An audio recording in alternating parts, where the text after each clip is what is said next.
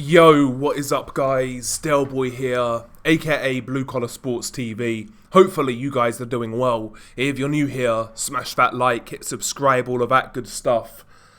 So the fight has been signed, the fight has been talked about for quite some time, and that fight being Chris Eubank Jr. versus Conor Benn. Of course this was supposed to happen a couple of years ago, it was signed, it was scheduled. We all know what happened, we don't need to go over that again. But the fight has seemingly been signed for the 26th of April, and apparently Tottenham Hotspur Stadium is a likely venue in London, of course. Now, you may expect me to sit here and rant about this fight and cuss it and whatnot. I will do to a degree, but not in the way maybe you expect. The fight itself at this point in time, I actually have come round to it, I'll be honest. I've come round to it for one reason, and one reason only. Neither one of these guys are serious fighters. You know, a couple of years ago when the fight was originally signed, I had more of a problem with it then. Because, you know, at that point in time, Conor Benn was kind of on the come up. He was fighting a lot of former faded contenders, you know, guys like Chris Algieri, Chris Van Heerden, guys like Adrian Granados, etc. And you know, he was going through these guys quite comfortably, campaigning at welterweight, and at the time, I wanted to see Conor Benn go through the levels like a real fighter and see how good he is at welterweight, you know, try to work his way into a world title shot and see where he ends up. You know, basically follow the path of a normal fighter, a normal boxer. And at the time, don't get me wrong, I was under the impression that he would get found out, but I wanted to see it. I wanted to see how far he could go as a legitimate welterweight fighter. However, as time's gone on, you know, Conor Benn is what he is.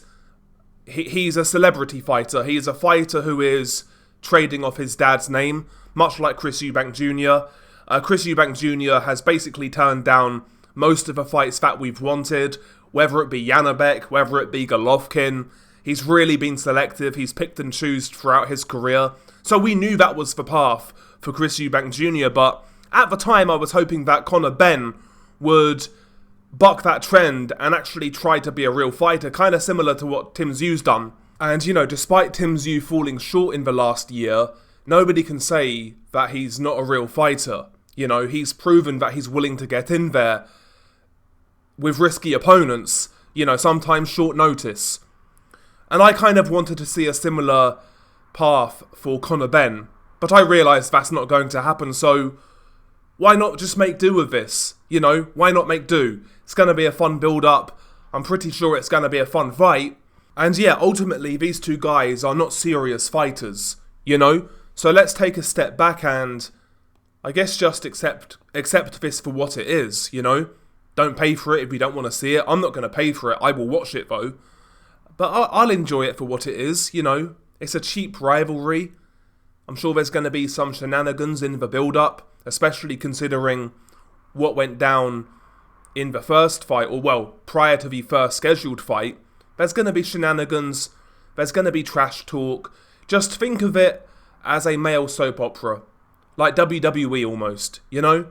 Sports entertainment, so to speak. So yeah, as for the fight itself, it is what it is. Am I mad that Eubank Jr. is not fighting Janabek or Hamza Shiraz? Not anymore. Am I mad that Conor Benn isn't fighting at welterweight? Not really. I could care less now. I could really care less. So the fight, I will make the most of it for what it is. However, with the first scheduled fight, one of my main problems was the weight clauses. So originally, it was a catch weight and Eubank Jr. had a rehydration clause. So it was 157 plus a rehydration clause. Now this fight is at the full 160. However, once again, there's a rehydration clause for Chris Eubank Jr. He can only rehydrate up to 10 pounds for the next day weigh-in. And people are going to say, well, the IBF have a similar rule, what's the problem? Well, it's not for the IBF. So why should there be a rehydration clause? You know, if you're going to make a fight like this that many people would describe as a cynical cash grab, At least give the fans a fight in which both fighters are at their optimum. Don't try and drain a guy or don't try and deplete a guy, because that's what's happening here. That's the only reason Team Benn is implementing this rehydration clause, is to try and deplete Chris Eubank Jr. Now, luckily for Eubank Jr., it's not as bad as it was first time around. There's no catch weight, but there is still a rehydration clause. And, you know, considering how tough Benn's talked, it's a little bit corny, you know. He does that whole Essex boys crap, you know. And yeah, but he's not willing to fight Chris Eubank Jr. fully rehydrated. So that's a bit corny for me. And yeah, if Chris Eubank Jr. were be allowed to fully rehydrate, I would pick him to beat Conor Benn. I think he would be too strong. But I think what they're gambling on is that the rehydration clause at Chris Eubank Jr.'s age has an effect. I think that's what they're gambling on, you know. Whereas before they tried to implement a catch weight as well. Maybe they don't need the catch weight now because Chris Eubank Jr. is that bit older. And quite frankly, I don't think they would have got away with a catch weight this time around, considering what happened first time. I think that would have been terrible PR. I really do. So yeah, Eubank's got better circumstances this time around, but are they really better circumstances because he's older? So maybe the rehydration might affect him more now than it would have then. But who knows? Who knows? But the fight is signed. People can complain about it, but it is what it is. Most of us complaining, and I'm not really complaining, I'm just a little bit peeved off with the rehydration clause, but, you know, most people complaining will still watch it one way or another. I'm not paying for it, but I will watch it, put it that way. So yeah, I'm going to look forward to this fight for what it is, and hopefully there's a decent undercard, because this is going to be put on by Riyadh season, so we shall see. We shall see. What do you guys think about this one?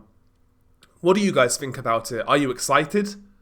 Like me, are you just kind of like, it is what it is? Or are you dead against it? How do you guys feel about this fight? And also, who are you picking to win? Share your thoughts below. Beanie Guy Del Boy. Peace.